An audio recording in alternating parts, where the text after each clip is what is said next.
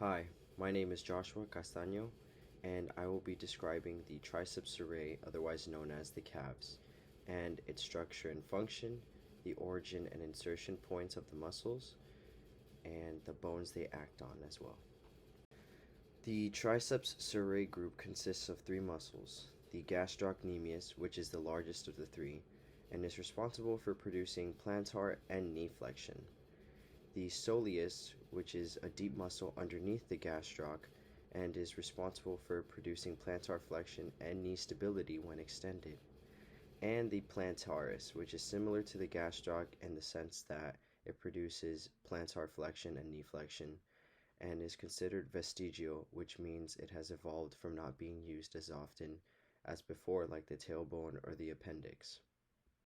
Now I will be discussing the origin and insertion points of the gastroc, the plantaris, and the soleus individually. The gastrocnemius's origin has two heads: the medial head, which is closer to the midline of the body, and the origin for that is the medial epicondyle of the femur, and the lateral head, which is the lateral epicondyle of the femur. The insertion is the calcaneus, otherwise known as the heel bone.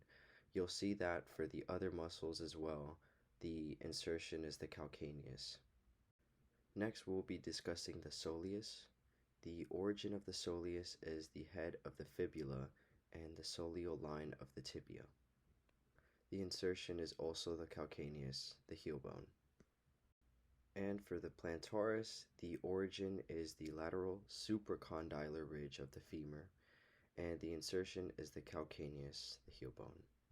Both the plantaris and the gastroc cross the knee, meaning they produce knee flexion as well as plantar flexion.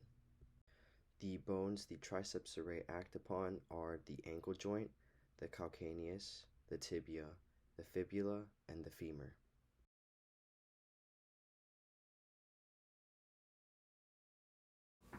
I will now be giving exercises for strengthening and stretching the soleus and gastrocnemius, as well as including the plantaris for these exercises. There are limited exercises as the Triceps Surae are only responsible for knee flexion, excluding the soleus, and primarily plantar flexion.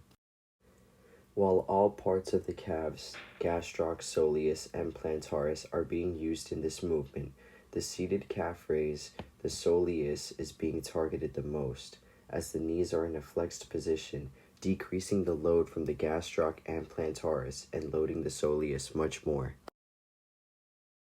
Since the knees are in an extended position, the gastrocnemius is now loaded in a standing calf raise, since it is the biggest muscle of the three in the Triceps Surae. A stretch for the gastroc would be producing dorsiflexion on a wall, the antagonist movement of plantar flexion while the knee is extended.